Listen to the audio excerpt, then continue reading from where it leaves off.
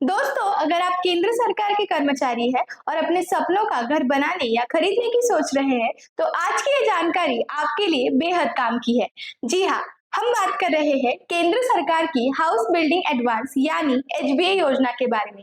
आज की डेट में इंडिया में सभी बैंक्स की home loan average interest rate लगभग 9 से 10% है, लेकिन केंद्र सरकार की इस योजना के तहत आपको मात्र 7.44% के लोअर इंटरेस्ट रेट से लोन मिल सकेगा। दरअसल हाउस बिल्डिंग एडवांस यानी एचबीए एक तरह का सरकारी लोन है जो सिर्फ और सिर्फ केंद्र सरकार के कर्मचारियों को दिया जाता है। इसका उद्देश्य है कर्मचारियों को अपना खुद का घर बनाने या खरीदने में मदद करना। आज की इस स्पेशल वीडियो में केंद्रीय कर्मचारी किन किन कामों के लिए होम लोन ले सकते हैं, मैक्सिमम कितना लोन मिलेगा, उस लोन की ब्याज दर क्या रहेगी और इस योजना के लिए अप्लाई कैसे करेंगे, इसके स्टेप बाय स्टेप इंफॉर्मेशन आपको इस वीडियो में मिलेगी।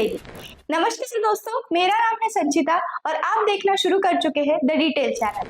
अब सबसे पहला सवाल आता है, इस योजना के तहत आप किन किन कामों के लिए लोन ले सकते हैं। आपके नाम पर कोई प्लॉट या जमीन है तो उस पर नया मकान बनवाने के लिए इस योजना के तहत लोन ले सकते हैं। किसी हाउसिंग सोसाइटी में फ्लैट या मकान खरीदने के लिए किसी बिल्डर से नया तैयार घर या फ्लैट खरीदना चाहते हैं तो उसके लिए भी इस योजना से आपको लाभ मिल सकता है। यदि आपके पास पहले से ही खुद का घर है और उस पुराने घर का आप विस्तार या नवीनीकरण कराना चाहते हैं तो उसके लिए भी आप इस योजना से लोन ले सकते हैं। इसके अलावा आपने किसी बैंक से होम लोन लिया हुआ है तो उस होम लोन को चुकाने के लिए भी आप हाउस बिल्डिंग एडवांस योजना के तहत होम लोन ले सकते हैं। इस योजना के लिए कौन कौन कर्मचारी पात्र हैं? जिन केंद्रीय कर्मचारियों की कम से कम 5 साल की लगातार सेवा हो चुकी है और सभी स्थायी केंद्रीय सरकारी कर्मचारी या यूनियन टेरिटरी के परमानेंट कर्मचारी इस योजना के लिए पात्र है। मैक्सिमम 25 लाख रुपए या 34 महीने की बेसिक पे के बराबर आप लोन ले सकते हैं। अगर घर के विस्तार के लिए लोन लेना चाहते हैं तो 10 लाख रुपए तक का लोन मिल सकता है। या ग्रामीण क्षेत्र में घर बनवाना चाहते हैं तो कुल लागत का 80% और सिटी में घर बनवाना चाहते हैं तो लागत का 100% तक लोन ले सकते हैं। ब्याज दर की बात की जाए तो वित्त वर्ष 2025-26 के लिए एचबीए पर 7.44% की प्रतिवर्ष ब्याज दर फिक्स की गई है। यह ब्याज दर हर साल वित्त मंत्रालय की सिफारिश पर रिव्यू होती है। कुल मिलाकर 20 सालों में आपको इस लोन को चुकाना होगा। इसमें पहली 180 किस्तों में यानी 15 सालों तक मूलधन वापस करना होगा और अगली 60 किस्तों में यानी अगले 5 सालों में लोन का ब्याज चुकाना होता है। इसमें कुछ जरूरी अन्य शर्तों की बात की जाए तो मकान बनते ही आपको इसका इंश्योरेंस कराना होता है।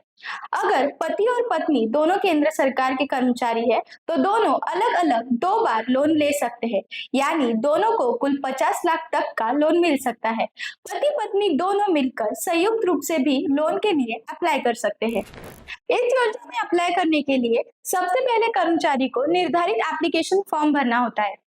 यह एप्लीकेशन फॉर्म मैंने इस वीडियो के डिस्क्रिप्शन बॉक्स में दिया है, वहां से आप डाउनलोड कर सकते हैं। एप्लीकेशन फॉर्म में आपकी बेसिक पे, सेवा की अवधि, घर बनाने या खरीदने का उद्देश्य और कंस्ट्रक्शन की अनुमानित लागत जैसी जानकारी देनी होती है। उसके बाद वो एप्लीकेशन फॉर्म आपके डिपार्टमेंट में या कंट्रोलिंग अथॉरिटी के पास जमा करना होता है। आवेदन के साथ जरूरी डॉक्यूमेंट्स जैसे प्लॉट या मकान की रजिस्ट्री की कॉपी, घर का नक्शा, आपका सर्विस सर्टिफिकेट और कंस्ट्रक्शन का एस्टिमेट, ये सभी डॉक्यूमेंट्स जोड़ने होंगे। विभाग आपका एप्लीकेशन फॉर्म चेक करेगा, आप पात्र है या नहीं, आपकी सेवा 5 साल पूरी हो चुकी है या नहीं और पिछला गवर्नमेंट का कोई लोन पेंडिंग तो नहीं, इसका वेरिफिकेशन किया जाएगा। अगर सब कुछ सही पाया गया तो आपका आवेदन संबंधित सैंक्शनिंग अथॉरिटी द्वारा अप्रूव किया जाता है। स्वीकृति मिलने पर आपको लिखित आदेश मिलता है जिसमें एडवांस की राशि और लोन की शर्तें बताई जाती है। मंजूर की गई लोन की राशि एक मुश्त या किस्तों में आपके खाते में भेजी जाती है। इस योजना की अधिक जानकारी आपके डिपार्टमेंट के डीडीओ या ड्राइंग एंड डिसबर्सिंग ऑफिसर से ले सकते हैं। दोस्तों, अगर इस वीडियो से आपको सचमुच कुछ नया सीखने को मिला हो तो इस वीडियो को लाइक और शेयर करना मत भूलिए। साथ ही ऐसी ही इंफॉर्मेटिव वीडियोस देखने के लिए इस चैनल को सब्सक्राइब करें ताकि ऐसी ही सरकारी योजनाओं की पूरी और सही जानकारी आपको मिलती रहे। तब तक के लिए जय हिंद, जय भारत, धन्यवाद।